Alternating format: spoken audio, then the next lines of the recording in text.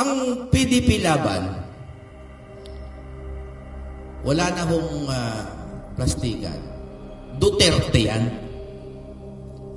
Kaya kung merong mga kontra kay Duterte, mahihirapan kayong iboto kami.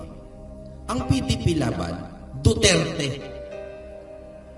At ang Duterte po, may mga best of the Duterte principles. Ano ba naalala niyo po sa mga Duterte principles?